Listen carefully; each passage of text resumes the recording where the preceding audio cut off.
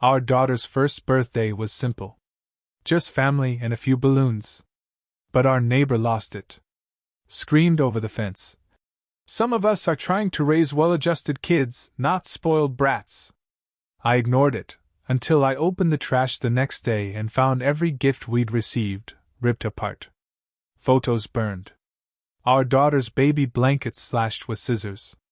I called the police. They said it couldn't be proven. But then I found her TikTok account. Bragging about ruining an entitled family's day. We don't have a lot, but we have each other. And we love our daughter more than anything. Hannah turned 1 last month.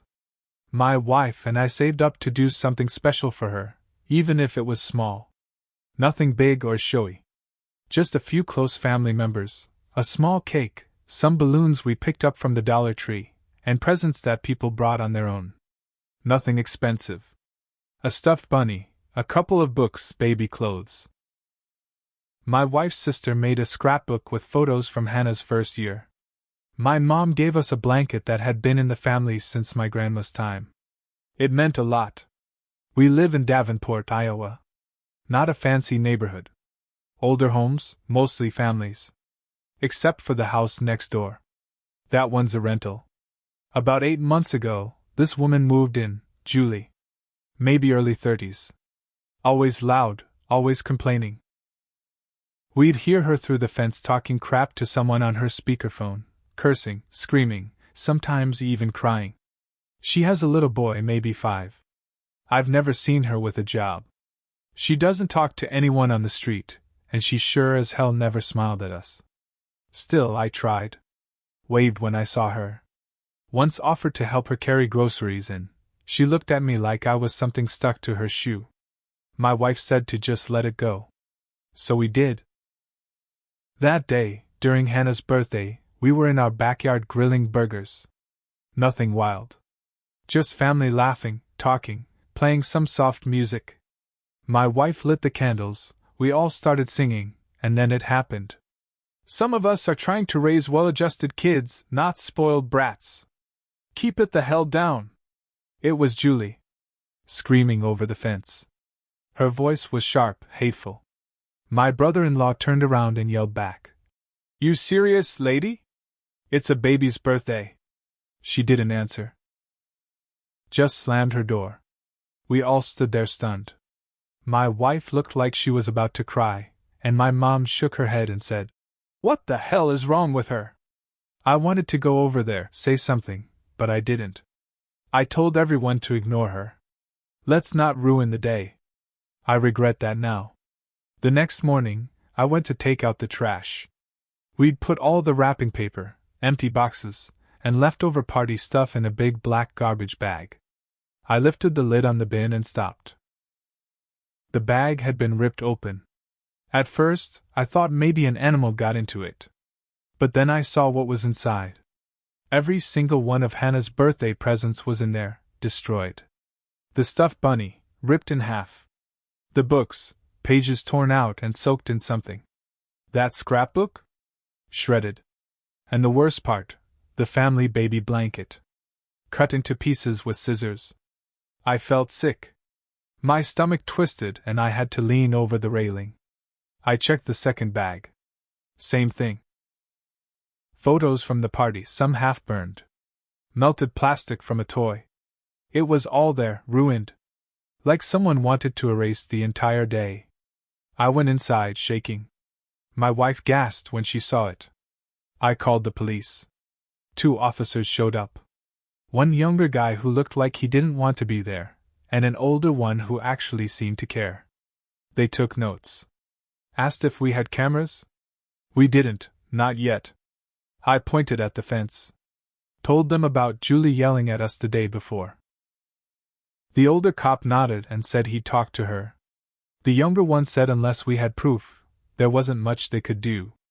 Could have been a raccoon, he said, looking into the bag. They get into things. A raccoon didn't burn our photos, I said. They shrugged and left. I was furious.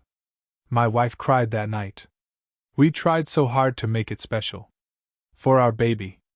And someone took that away, for no reason. 3 days later, we were lying in bed. My wife was scrolling on her phone and suddenly gasped. She turned the screen to me. It was TikTok. Julie had an account. Public. Her profile was full of fake positive crap like Crystal's energy. Protecting my peace. But one video stood out. She was whispering to the camera, giggling like she was telling a dirty secret. Some people think that kid is so special. They had this whole party, screaming kids, trash everywhere. Let's just say, their little celebration didn't last long. Bye-bye, brat. She held up a burned piece of paper. I paused the video. It was one of our photos. The one of Hannah sitting on my lap, smiling with frosting on her nose. She burned it. I couldn't feel my hands. I wanted to punch something. I wanted to scream. But instead I got up, opened my laptop, and made a plan. She thought she could mess with my family and get away with it. She was wrong. I didn't sleep that night. I sat in the living room staring at that video over and over. I downloaded it. Then I took screenshots. I pulled every clip from her TikTok I could find that showed our stuff, our photos, our baby's gifts, even the damn shredded blanket. I saved them all. I made copies. Backed it up to a flash drive. I wasn't going to the cops with just words again. Next morning, I dropped off Hannah at my mom's, kissed my wife on the forehead, and said, "I'll take care of it." First stop, police station. I showed them the video.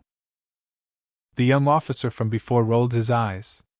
Still doesn't prove she did it. She's holding the photos. That's my kid in those pictures. She could have found them. She brags about ruining the party. He shrugged again. She didn't say she burned them. Just implied. I stared at him. I don't think I've ever hated anyone more in that moment. The older cop came in halfway through. He watched the video, leaned forward, and nodded slowly. "I'll talk to her again," he said. "Can't promise more than that. But I'll look into it." They never did. Nothing happened. No charges. No citation. Nothing. But I wasn't done. I started watching her. Every time she posted on TikTok, I watched. She shared her life like she was a reality star. She filmed her kid playing in the yard. Talked crap about neighbors, local moms, her exes. She even filmed herself parking in the handicapped spot at the grocery store and laughed about taking it from the old folks. She had no shame. And then I saw it, her biggest mistake. She bragged in a video about how she was getting housing assistance under a different name. Said it saved her rent money and let her manifest abundance. I sent that video to the county housing office. Anonymously. Along with her address, her name, and her public profile. Then I kept digging. She posted her Venmo and Cash App in every caption. I tracked down dozens of payments she bragged about. Child support fraud. Selling energy cleanses that were literally just jars of salt and glitter. She posted everything. One video showed her opening a package filled with vape cartridges and saying, "Guess I'm in business again."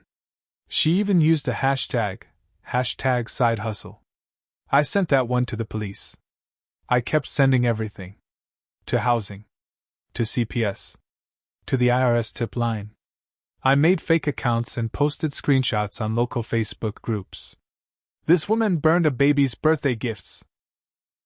She brags about scamming programs for single mothers. I stayed quiet in real life. Smiled when I saw her. Waved like always. Then I waited. First came the housing inspection. I watched from my window as two women with clipboards knocked on her door. She screamed at them. Slammed the door. A week later, the cops showed up. Not for a report. For her. I don't know what they had, but they cuffed her on the porch. Her kid was crying. She kept yelling about how it was all lies, that her haters were trying to ruin her. Then CPS came. She didn't go to jail for long, but that wasn't the point. Her world cracked open. The system she played started playing back. She lost the rental. Her TikTok disappeared. Her car got repoed. Last I heard, she moved in with her sister 2 towns over. She posted one last video before her account got wiped. I hope whoever did this sleeps good at night. You ruined everything. Yeah. I do. A few weeks passed. Things got quiet. Too quiet. We tried to move on. My wife focused on work. I put in overtime, saved for a new baby monitor and some backyard cameras. We started sleeping better. No more yelling from the fence. No more garbage being tossed on our lawn. Hannah even started sleeping through the night again. Then one morning, I walked out to my truck and found something on the windshield. It was one of the birthday photos I thought had been destroyed. Only now it was soaked in something sticky and dark. Red. I don't know if it was fake blood or real, but it looked real enough. On the back, someone had written, in sharp, messy letters, "You started this." I felt that cold chill again, the one I thought I was done with. I looked around the street. No sign of anyone. I checked the cameras we just installed, but the angle didn't cover the front yard fully. Just a shadow moving by around 2:37 a.m. Julie was gone. We knew that. But the message was clear, she wasn't done. Later that day, I got a call at work from my wife. She was crying. The daycare had called. Someone had reported us anonymously to DHS, said we were neglecting Hannah.